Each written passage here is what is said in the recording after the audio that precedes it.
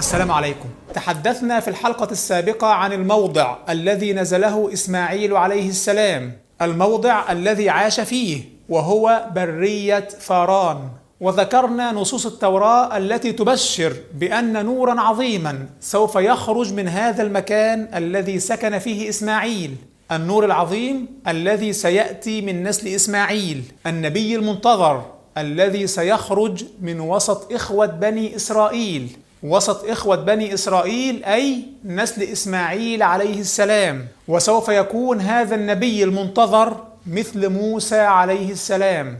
ذكرنا هذه الأمور بالتفصيل من نصوص التوراة التي ما زالت بين أيدي أهل الكتاب حتى الساعة. راجعوا الحلقة ورابط هذه الحلقة في وصف الفيديو. كان لإسماعيل عليه السلام أبناء كثر، ومن بين هؤلاء الأبناء شخص يدعى قيدار، وطبقا للتوراة فإن قيدار هو الابن الثاني لإسماعيل، وهذه أسماء بني إسماعيل بأسمائهم حسب مواليدهم: نبيوت بكر إسماعيل وقيدار. قيدار عاش في مكة وتربى فيها. قبيلة قيدار كانت تعد من أكثر القبائل العربية تنظيما، قبيلة عربية كبيرة من نسل إسماعيل عليه السلام. وكما يعرف النسابة فإن قيدار هو جد عدنان، وعدنان هو جد النبي صلى الله عليه وسلم. ولم يزل أبناء قيدار بمكة يتناسلون، هذا أمر معلوم. قيدار، ومن قيدار أتى عدنان، ومن نسل عدنان أتى أهل قريش أهل مكة. لكن هل تحدثت التوراة عن قيدار؟ نعم، التوراة تحدثت عن قيدار، بل وبشرت بشخص عظيم سوف يأتي من ديار قيدار. هذا الشخص سيحارب الوثنيين ويرفع التوحيد، ولن يموت هذا الشخص حتى تتم الشريعة وحتى يسمع تمجيد الله سبحانه، يسمع الآذان في جبال قيدار بمكة وجبال سالع بيثرب. سنبدأ سويا في قراءة ما قالته التوراة عن هذا النبي القادم، والنص ورد في سفر إشعياء، تحديدا الإصحاح 42. هذا سفر إشعياء النبي الإصحاح 42، وفيه سيخرج شخص عظيم من الديار التي سكنها قيدار. لكن يا ترى ما هي صفات هذا الشخص؟ ولماذا أنا وضعت التحدي في هذه الحلقة بهذا الرقم؟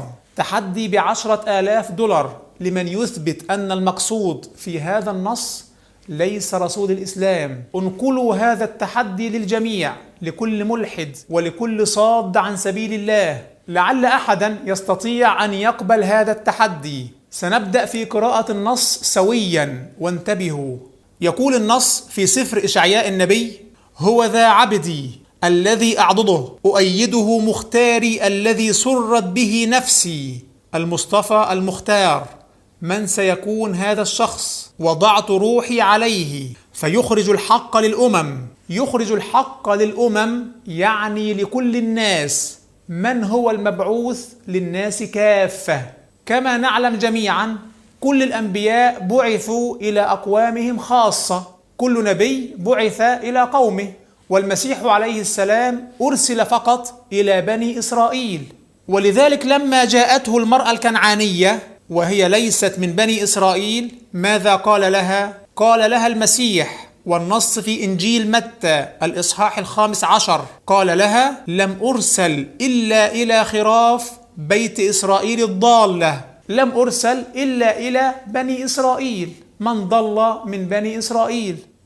فمن هو النبي المختار الذي بعث من أول لحظة للناس كافة؟ من غيره صلى الله عليه وسلم. وكان كل نبي يبعث إلى قومه خاصة، وبعثت إلى الناس كافة. قل يا أيها الناس إني رسول الله إليكم جميعا. فالنبي محمد صلى الله عليه وسلم هو الوحيد الذي بدأ بدعوته للناس جميعا، فالنص لا ينطبق إلا عليه. نكمل سويا نص إشعياء النبي. يقول النص: هو ذا عبدي الذي أعضده مختاري الذي سرت به نفسي، وضعت روحي عليه فيخرج الحق للأمم، لا يصيح ولا يرفع ولا يسمع في الشارع صوته. لا يصيح ولا يسمع في الشارع صوته، هذا حال النبي محمد صلى الله عليه وسلم، فكان كثير الصمت كما ورد في حديث جابر. كان صلى الله عليه وسلم هادئ السمت، لا يصيح، لا يسمع في الشارع صوته.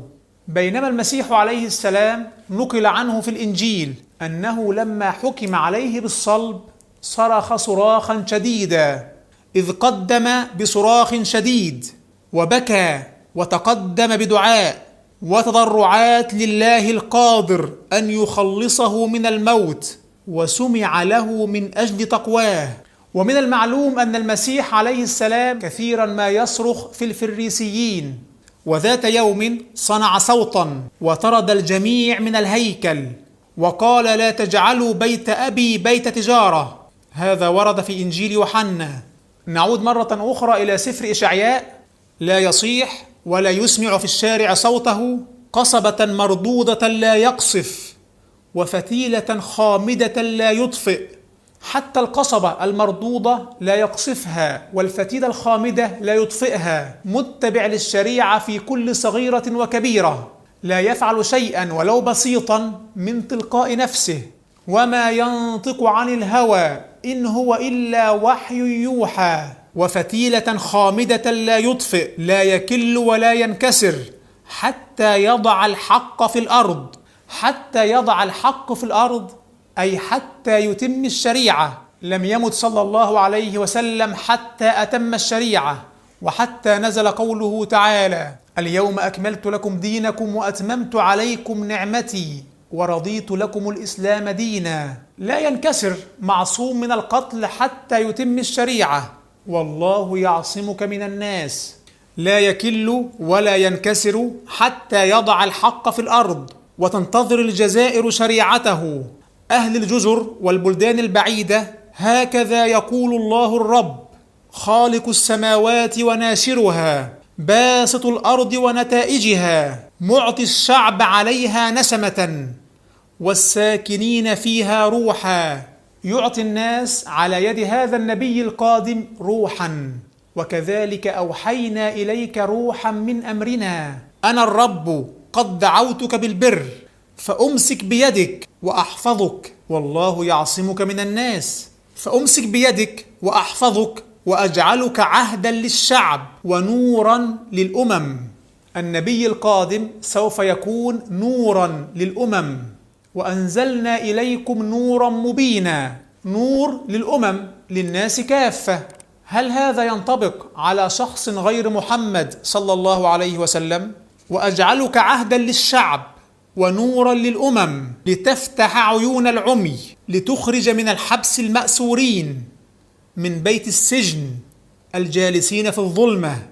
يفتح الله به عيونا عميا وآذانا صما، ينجي الله به الناس من النار. وكنتم على شفا حفرة من النار فأنقذكم منها.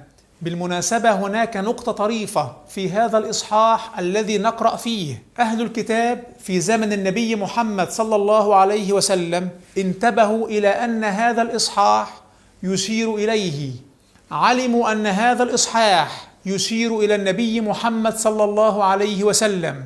وهذا الكلام ورد في البخاري عن عبد الله بن عمرو بن العاص رضي الله عنه، والحديث في البخاري: والله إنه لموصوف في التوراة ببعض صفته في القرآن، ليس بفظ ولا غليظ ولا سخاب في الأسواق، ولا يدفع بالسيئة السيئة، ولكن يعفو ويغفر، ولن يقبضه الله حتى يقيم به الملة العوجاء بأن يقولوا لا إله إلا الله، ويفتح به أعينا عميا وآذانا صما وقلوبا غلفا. هذه الصفات وردت في هذا الإصحاح: لا يصيح ولا يسمع في الشارع صوته، ليس بفظ ولا غليظ ولا سخاب في الأسواق، ولن يقبضه الله حتى يقيم به الملة العوجاء، لتفتح عيون العمي، لتخرج من الحبس المأسورين، من بيت السجن الجالسين في الظلمة، ويفتح به أعينا عميا وآذانا صما وقلوبا غلفا. نكمل النص في إشعياء النبي: أنا الرب هذا اسمي ومجدي لا أعطيه لآخر ولا تسبيحي للمنحوتات. من هو النبي الذي أتى لعباد المنحوتات، عباد الأوثان؟ هل المسيح عليه السلام أتى لعباد الأوثان أم لليهود؟ الذي أتى لعباد المنحوتات هو النبي محمد صلى الله عليه وسلم. أخرج الناس من عبادة المنحوتات، عبادة الأوثان، إلى عبادة الله الواحد. فاجتنبوا الرجس من الأوثان. هو ذا الأوليات قد أتت والحديثات أنا مخبر بها، قبل أن تنبت أعلمكم بها. معنى النص: ها أنا أخبركم بالذي سيحصل، بشارة بالنبي العظيم الذي سيأتي. غنوا للرب أغنية جديدة. غنوا للرب أغنية جديدة. أغنية جديدة، تجويدا جديدا، تجويد القرآن الكريم، الصوت الجديد الذي سيسمع لأول مرة على الأرض، تسبيحه من أقصى الأرض. هذا التسبيح الجديد سيظهر في كل مكان ينتشر فيه هذا الدين. أيها المنحدرون في البحر وملئه والجزائر وسكانها، لترفع البرية ومدنها صوتها. لترفع البرية ومدنها صوتها، صوت الآذان. صوت الآذان الذي سيرفع في كل مكان على يد هذا النبي القادم. سوف يرفع صوت الآذان في بلاد الأرض، لترفع البرية ومدنها صوتها. لكن هنا النص يعود ويذكر مكانين هامين جدا، مكانين سيرفع فيهما صوت الآذان. لترفع البرية ومدنها صوتها: الديار التي سكنها قيدار. وهنا لنا أن نتوقف وقفة بهار. الديار التي سكنها قيدار تحدثنا عنها في أول الحلقة. قيدار ابن إسماعيل والذي أتى من نسله قريش. لم ترفع في ديار قيدار إلا تسبيحات الإسلام. لم يرفع صوت دين توحيدي في ديار قيدار إلا صوت الآذان الذي ظهر بظهور النبي محمد صلى الله عليه وسلم. فمكة لم يدخلها نبي منذ سكنها قيدار ولم يعلو فيها صوت التسابيح، صوت الآذان: الله أكبر الله أكبر الله أكبر الله أكبر، إلا بمبعث نبي الإسلام محمد صلى الله عليه وسلم. ورفع صوت التسابيح وصوت الآذان في ديار قيدار. فهل تنطبق هذه النبوءة على غيره صلى الله عليه وسلم؟ فكروا، وبأقل قدر من التعقل نصل سويا لليقين والتسليم. لترفع البرية ومدنها صوتها: الديار التي سكنها قيدار. ديار قيدار لم يبعث فيها نبي إلا النبي محمد صلى الله عليه وسلم. لتنذر قوما ما أنذر آباؤهم فهم غافلون. وقال ربنا سبحانه: وما أرسلنا إليهم قبلك من نذير. لم يأت نذير في ديار قيدار قبل محمد صلى الله عليه وسلم. لكن يا ترى ما هو المكان الثاني الذي سوف تعلو فيه أصوات التسابيح، يسمع فيه تجويد القرآن ويرفع فيه صوت الآذان؟ يا ترى ما هو هذا المكان الثاني؟ لترفع البرية ومدنها صوتها: الديار التي سكنها قيدار. المكان الأول قيدار. المكان الثاني: لتترنم سكان سالع. تترنم سكان سالع. سالع أين يقع سالع؟ جبل سالع، جبل معروف بالمدينة المنورة، معروف بها حتى اليوم. يبعد عن المسجد النبوي حوالي 500 متر. سوف ترى بنفسك المسجد النبوي الذي ينطلق منه الآذان. لو وقفت على جبل سالع سترى بعينك هذه النبوءة وقد تحققت. الله أكبر الله أكبر. الأذان الذي تسمعه عند جبل سالع هو تحقيق لبشارة بشر الله بها قبل حوالي 3000 عام. نبوءة أخبر بها الأنبياء قبل حوالي 3000 عام تحصل اليوم. وهذا الجبل، جبل سالع بالمناسبة، هو الجبل الذي حصلت عنده أحداث غزوة الخندق. غزوة الأحزاب حين اجتمعت الجيوش لغزو المدينة المنورة، فأرسل الله ريحا عظيمة أهلكت جيوش الأحزاب. يا أيها الذين آمنوا اذكروا نعمة الله عليكم إذ جاءتكم جنود فأرسلنا عليهم ريحا وجنودا لم تروها. ريح عظيمة أهلكت جيوش الأحزاب. ويوجد على سفح جبل سالع حتى الساعة المساجد السبعة التي بناها الصحابة أثناء حفر الخندق لتكون مواقع مراقبة أثناء الغزوة، وهذه المساجد السبعة موجودة حتى اليوم. ولنعد لتكملة نص إشعياء: لتترنم سكان سالع من رؤوس الجبال ليهتفوا ليعطوا الرب مجدا. من رؤوس الجبال ليهتفوا، الهتاف من رؤوس الجبال تشتهر به أمة محمد صلى الله عليه وسلم على جبل الصفا وعلى جبل المروة وعلى جبل عرفات وعلى جبل الرحمة. على رؤوس هذه الجبال يهتف المسلمون يمجدون الله سبحانه بالدعوات المأثورة ليعطوا الرب مجدا، ويخبروا بتسبيحه في الجزائر يبلغون رسالة ربهم إلى بلاد الأرض. أي دليل أكثر تفصيلا وتحديدا من هذا النص على أن النبي محمد صلى الله عليه وسلم مذكور عندهم في التوراة؟ أيها الملاحدة حكموا عقولكم، يا كل من يصد عن سبيل الله ويدعو الناس للكفر به، والله لن تضر إلا نفسك. دين الإسلام أتى للعالمين لينقذهم الله به من النار، فمن شاء فليؤمن ومن شاء فليكفر.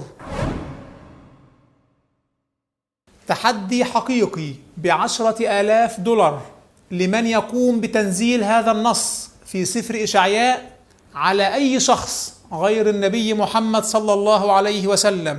في الحلقة القادمة إن شاء الله سنتناول وصية يعقوب لأبنائه قبل موته، وصيته وبشارته بظهور الإسلام الذي سوف تخضع له الشعوب، الوصية التي ما زالت في التوراة حتى الساعة. الحلقة ضمن هذه الدورة إن شاء الله، فتابعوها.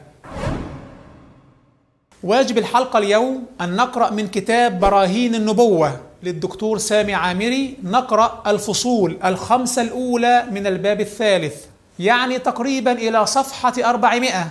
رابط الكتاب في الرابط الثاني في وصف الفيديو. أشكركم على حسن الاستماع، جزاكم الله خيرا، والسلام عليكم.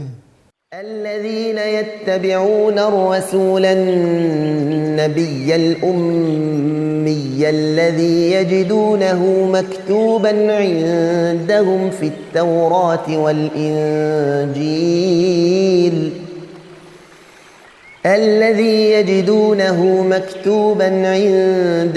في التوراة والإنجيل يأمرهم بالمعروف وينهاهم عن المنكر ويحل لهم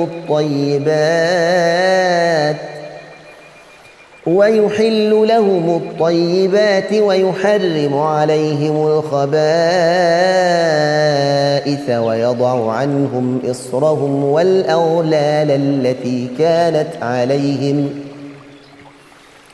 فالذين آمنوا به وعزروه ونصروه واتبعوا النور الذي أنزل معه أولئك هم المفلحون. قل يا أيها الناس إني رسول الله إليكم جميعا الذي له ملك السماوات والأرض لا إله إلا هو يحيي ويميت. فآمنوا بالله ورسوله النبي الأمي الذي يؤمن بالله وكلماته واتبعوه لعلكم تهتدون.